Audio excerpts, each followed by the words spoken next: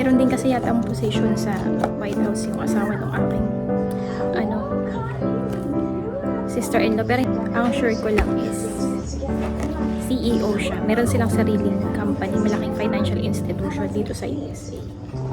My parents were telling us that my sister had dinner with the vice president and his wife, you know, my sister and her husband.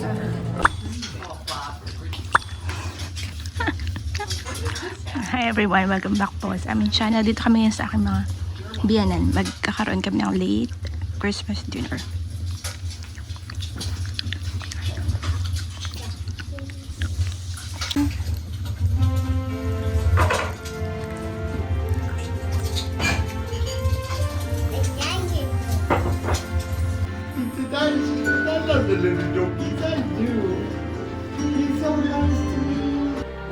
Ito, binake to ng aking momento. Bread. Zelda. Hi, Zelda! Hi, Zelda! Look at the camera! Ito, mini Zelda. And seriously, we have two nice burners outside that thing. Cook the body.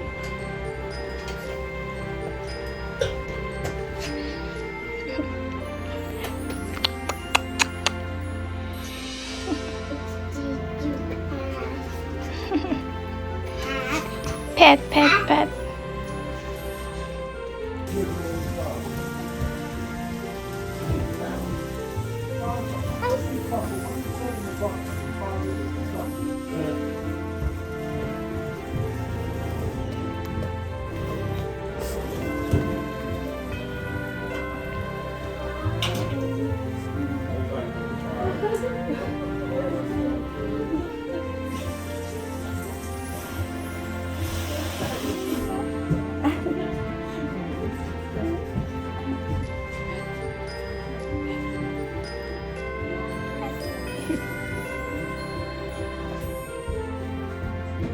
Ito pa ang aking biyanan.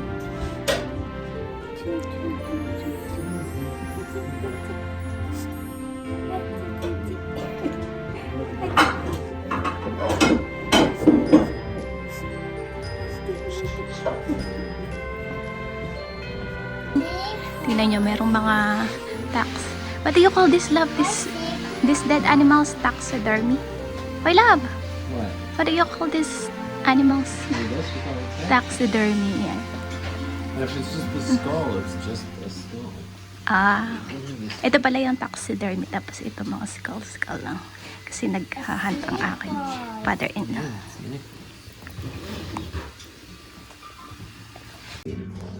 Ayan pa, ote niya. Dami.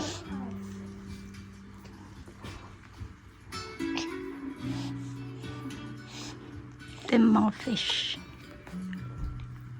Hi, Zelda. Hi, Zelda.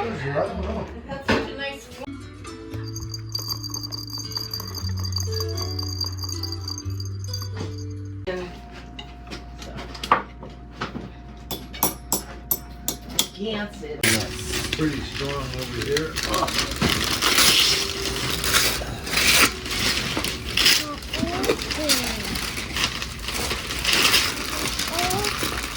Open.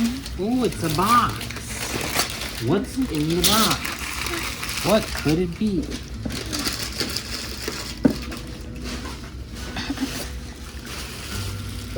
Put it up once somewhere that you want to be, and then leave it there. You know, you don't want to be putting it up and taking it down because they say It's that bad. yeah, they say it's really bad. Oh no. So just pick a spot. Easy, it says easy 2-pole setup. Yeah, but no, they say. Includes 4 sandbags and steaks. I would think it would be easy because What's that, baby? are easy, but they say that is not easy. It looks. Rich, we got the same one, dude. I wasn't sure, you know, because I tried to look. These were not cheap. You said there was another one that I thought, but I couldn't find. Oh, that's gorgeous. Man, that's like, yep, nice thing to keep in your pocket. Don't pull your pants down. Yeah. This thing pulls your britches down. Because there was one you said, like, you know. But It's it had, nice to go out it had- fishing with and stuff when you're gotta hack stuff. Yeah. You know? So ayan guys, nakauwi na kami. Hindi ako masyado nakapag-video doon sa aking mga in-laws, no, mga pa-sulpot-sulpot na mga clips. Nahihiya rin kasi talaga akong mag-vlog, kaya konti lang yung nakuha kong mga clips. So, ito yung mga, ipakita ko sa inyo yung mga nakuha naming mga gifts. Pero hindi ko na isa-isahin. Ano ko lang sa inyo. Pero bago yun, ipakita ko rin sa inyo to. Ito, galing to sa aking mom-in-law and sa aking sister-in-law para sa amin ni Richie. Mga cash gifts. Ito yung mga gifts na nakuha ng aming family ni Zelda, ni Zeta, ako, tsaka ni Richie from my in-laws. Ayan. Dalawang bags. Tapos ito, favorite na laruan ni Zeta. Bigay yan ng aking mom-in-law. Ayan. Ang dami niya. Meron ditong mga ano din, chocolate galing sa aking sister-in-law. So, pakita ko sa inyo yung itsura ng aking sister-in-law. Kung matagal na kayo dito sa aming channel, nasabi ko diba na ano sila, elite people kasi may-ari sila ng isang malaking corporation dito sa US. Yung asawa niya is CEO ng isang malaking financial institution dito sa US. So, ayan siya. Ayan sila. Ito yung aking sister-in-law, ito yung husband niya, tapos ito yung mga pinsan ni Zeta and Zelda. Dalawa. I'm gonna show it to them, your cousins. Those are your cousins. And Aunt Kristen and Uncle George. So, ayan. Yan sila.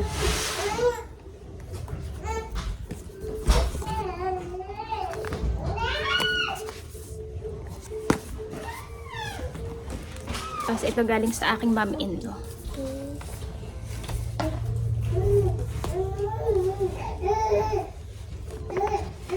Don't use the $20 check. Okay, what is this? Ito yung yung si Rosie at saka ito si Niels. Grade 4 and grade 7. Yeah. Am I allowed to show it to them? Because they're very rich people.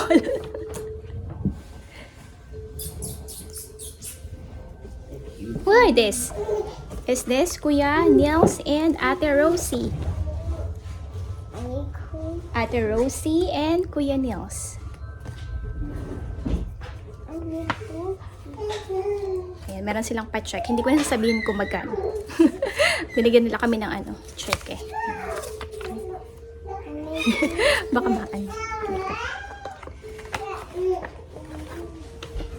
Pero wala sila dito. Isang beses ko palang namimit yung aking sister-in-law, mabait siya. Kung interesado kayong malaman kung anong aking relationship sa kanya, mabait siya. Pero isang beses ko palang siya namimit. What? Baby Zelda? Love, I received a lot of money. Love. Yeah. You're gonna be surprised. Huh? You're gonna be surprised. How much? I'm gonna show you. Love.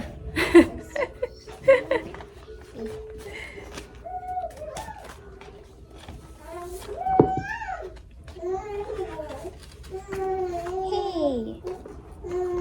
Where's the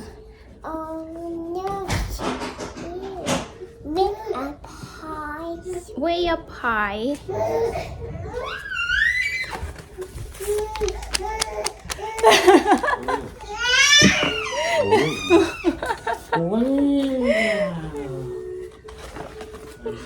Nainggit na naman si Mr. sa cash gift. Kaya binibigyan ng mom-in-law ko ng cash gift eh. Hey! Zeta! Binigay din sa amin ito ng aking sister-in-law. Ayan. The White House Historical Association Christmas 2025. Kinakolect daw ito ng mga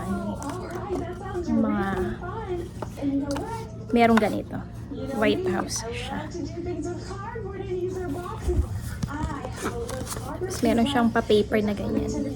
Christmas ornament. Kaso dahil tapos ang Christmas, next year na namin siya ilalagay.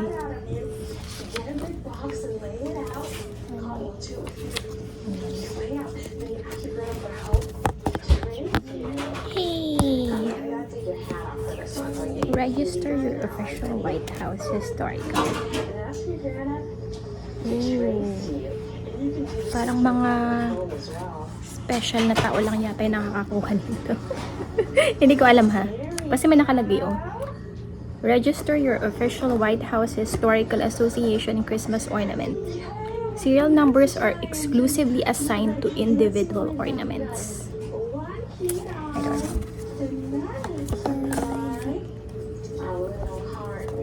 Meron din kasi yata ang position sa White House yung asawa ng aking sister-in-law, pero hindi ako sure.